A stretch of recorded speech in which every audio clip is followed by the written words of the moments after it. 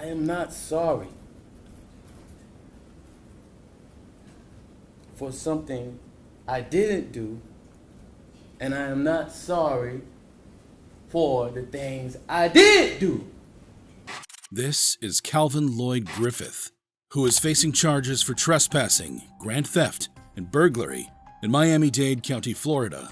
30-year-old Griffith is a notorious car thief who was already on probation for similar charges when he decided to take his criminal behavior to a whole new level. It all started when Griffith allegedly broke into Miami Edison Senior High School and stole a Volkswagen Passat from the parking lot. But the real show began when Griffith appeared before Judge Catherine Pooler for his bond hearing. He started speaking over the judge so his mic was turned off, and he began acting up to get the judge's attention. Anyway, because I smoke weed and cocaine. Clearly seeking attention, he shouted, "My mom's here," as he was brought into the courtroom.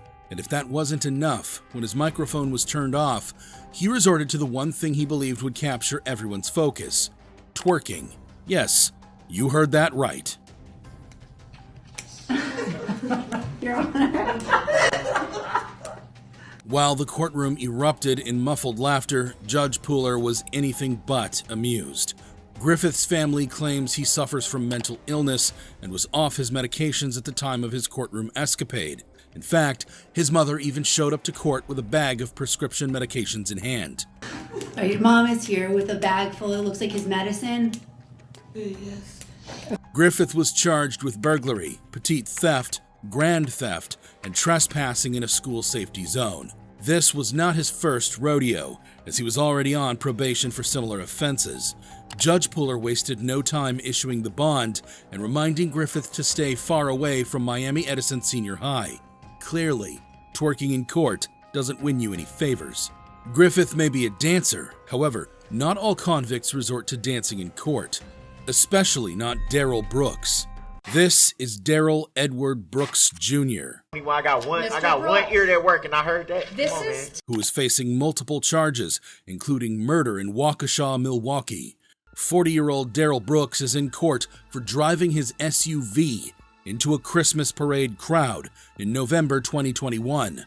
Brooks plowed his vehicle into innocent parade goers, leaving 6 people dead, including an 8-year-old, and dozens injured. As if his crimes weren't horrible enough, Brooks's behavior in court was nothing short of crazy. During the trial, he displayed an aggressive and disruptive attitude, frequently interrupting Judge Jennifer Darrow in an attempt to present absurd arguments. Except for his own behavior. Mr. Brooks, be quiet. Except I'm for not his... gonna sit here and be disrespected. Mr. Brooks, there's nothing disrespectful. They're doing it in Yes, a it is. respectful... In response, Darrow occasionally resorted to isolating Brooks in a separate room, allowing him to participate via a monitor, but muting him unless it was his designated speaking time. Mr. Brooks be removed from the courtroom due to repeated interruptions and disruption with the court. Took his shirt off as well. I'm also told that he is threatening to throw and break items. This measure was employed whenever Brooks disregarded the judge's authority and continued speaking out of turn. I just said no. How Okay. many times I gotta say the same thing on record? You know, sometimes, sir, I don't hear what you say because you interrupt me so much or you answer quietly. And I'm taking notes and I'm focused on probably a dozen things at the same time. It has to be disparaging. Or, Once again, you're doing this tactic. Because you tried it's to not go a tactic, off it's of what facts. we're talking It's about facts. to some other reason. It's facts You have 2 pictures that you believe were from this witness. that I know is from No, that you believe. that I know.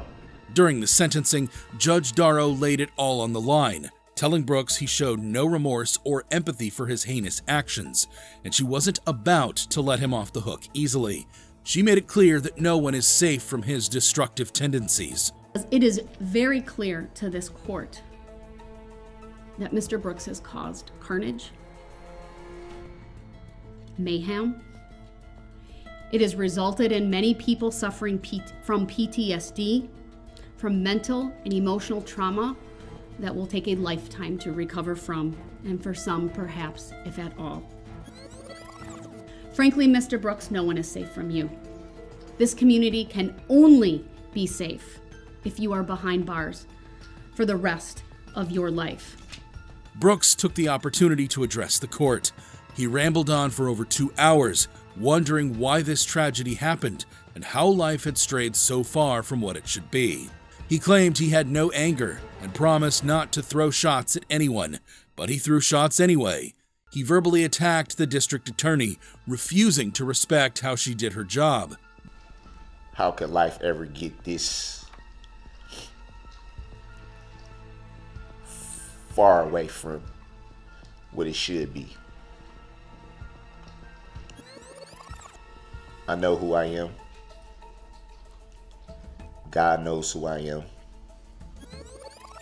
I had to look inside myself and understand why the comments was being made. Brooks's family tried to argue about his mental state, but the judge shut that argument down quickly. She stated that mental health wasn't an excuse for Brooks's actions. She clarified that he knew the difference between right and wrong, and his heart was bent on evil. After a nail-biting trial, the jury found Brooks guilty on all 76 counts related to the attack, including 6 counts of first-degree intentional homicide. Judge Jennifer Darrow slapped him with 6 consecutive life sentences. She also added 17.5 years for each of the 61 counts of first-degree recklessly endangering safety with a dangerous weapon. However bad you think Brooks's case was, it can't be compared to the shocking case of Siale Angialu. This is 25-year-old Siale Angialu, a member of the Tongan Crip gang, who's facing charges as one of 17 people named in a racketeering indictment in Salt Lake City, Utah. Angialu's charges also included conspiracy, assault, robbery, weapons offenses, and a series of robberies and attacks on local store clerks. Angialu, a towering figure, measuring 6'3", a gang member who weighs about 260 pounds, was also charged with assaulting 2 federal officers and threatening them with a firearm. Angialu was the final defendant in the case to face trial, but today he is in a Salt Lake City federal courthouse and feels particularly bold. Despite his multiple crimes, Angialu's actions in court were incredibly shocking and even surpassed his other crimes. As the trial heated up, things took an unexpected turn.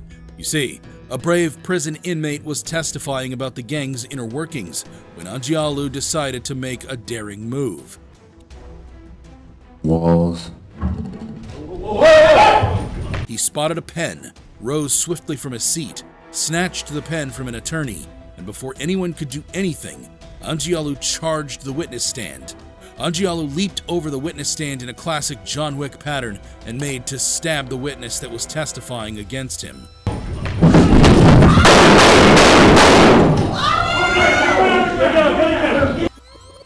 Drop it out of your hand. Luckily, a U.S. Marshal took action before anyone could fully comprehend what was happening.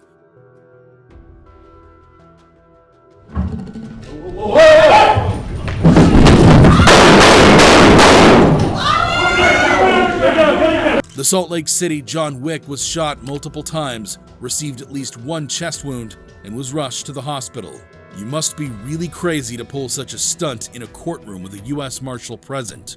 Thankfully, no one else was harmed, as the intended target narrowly escaped the pen-wielding assault. Sadly, Angialu later succumbed to his injuries. The sad event led to a mistrial. The judge recognized that the spectacle had visibly shaken and upset the jury. There was some debate about whether the use of force was justified, with the defendant's family claiming excessive violence. What was done here on the 21st of April was not right. It was unjust, and the force that they used was excessive and inhumane. We're going to start up by speaking up. We're going to start by joining together with all nations. However, the U.S. Marshal involved was cleared of any wrongdoing. The court ruled that the use of force was reasonable, given the circumstances of Angialu's sudden attack. Nevertheless, the family insists that racism was at the heart of the shooting. They argued that the marshal should have explored less lethal options like tasers. An internal investigation cleared the marshal of any crimes. Angialu's behavior may have been born out of loyalty to his gang. However, some convicts act on their own, like in the case of Ronnie O'Neal. I'm here to play around with y'all. On now. This is Ronnie O'Neal, who's facing charges for multiple murders in Tampa, Florida. Ronnie O'Neal received a hefty sentence for killing his girlfriend, Kenyatta Barron, and their 9-year-old daughter, Ronavea. He also stabbed his 8-year-old son, Ronnie, and set their house on fire to cover up his crimes. Luckily, his son survived and escaped the fire. In March 2018, Kenyatta called 911 to report Ronnie's behavior. Hey, I just been attacked by some white demons inside Kiki. Kiki, her name is Kiki.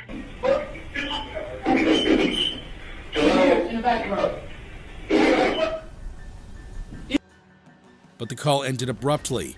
Shortly afterward, Ronnie called and stated that he had killed Kenyatta because white demons inside of her were trying to kill him. Although his crimes were shocking, O'Neal's actions in court were even more disturbing. In a shocking display of arrogance, O'Neal represented himself in court. He yelled at the jury and blamed the victims for his heinous acts. Kill Kenyatta Barron. But I want you to tell it like it is if you gonna tell it. The judge, Michelle Cisco, reprimanded him for his disrespectful behavior and warned him against further outbursts. Without remorse, O'Neal declared that he was not sorry for his actions, causing the judge to admonish him again. I am not sorry for something I didn't do, and I am not sorry for the things I did do.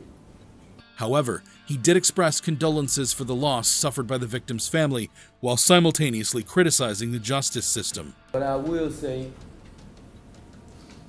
I'm sorry for your loss. O'Neal also cross-examined his son, who he nearly killed. Despite his scars, his son bravely testified against him during the trial. I just saw my dad holding a shotgun and my mom and mom screaming at him. Judge Cisco, visibly affected by the evidence presented, described the case as the worst she had ever seen. 19 years I've been at this job. I've seen human beings killed at the hands of others in every way imaginable. You name it, I've seen it. Shootings, stabbings, drownings, suffocatings, blown apart by cars, some DUI manslaughter cases, horrible things. This is the worst case I have ever seen as far as the facts go. The jury recommended a life sentence without parole. In the end, Judge Cisco followed the recommendation of the jury. O'Neal was sentenced to 3 consecutive life sentences without parole for the murder charges, as well as 30 years for arson and 30 years for each aggravated child abuse, amounting to a total of 90 additional years in prison. State of Florida versus Ronnie O'Neal III, case number 18 CF 4019, Division, Trial Division 1. Verdict form, death penalty. If your vote to impose death is less than unanimous, the trial court shall impose a sentence of life without the possibility of parole. O'Neal's request for a new trial was denied. Despite claims of being denied the opportunity to testify, the court rejected his defense. O'Neal blamed his actions on white demons. However, some convicts have drugs to blame, like in the case of Daniel Nicholson. This is Daniel Nicholson, who's facing charges for carrying an offensive weapon, possessing a prohibited weapon, and recklessly causing harm to a prescribed emergency worker in Adelaide, Australia. Nicholson is in Christie's Beach Magistrates Court for a bail application, and when his bail was revoked, he lost it. High on drugs, Nicholson flew into a rage and decided to take matters into his own hands. He overpowered not 1, but 2 officers and leaped over the courtroom dock like a true action movie star. But the chaos didn't end there. Nicholson landed on the bar table like a clumsy superhero and was promptly tackled to the floor by a quick-thinking police prosecutor. However, this daredevil wasn't giving up so easily. He managed to break free, only to be caught once again by the same officer he had just fought off.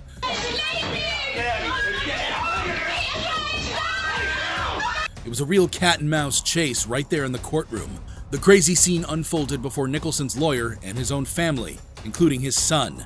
Unfortunately for Nicholson, his daring escape didn't quite work out as planned. he was taken back to his cell and hit with charges of escaping custody and recklessly causing harm to the officers involved.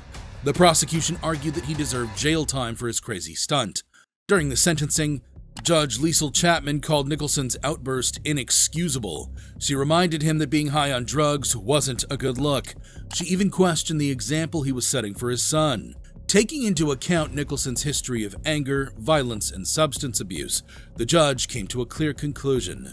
Jail time was the only reasonable sentence. Nicholson was sentenced to 1 year, 9 months, and 18 days in prison, with a non-parole period of 1 year. If you thought these reactions were shocking, you'd be amazed at this video of the craziest courtroom escapes caught on camera.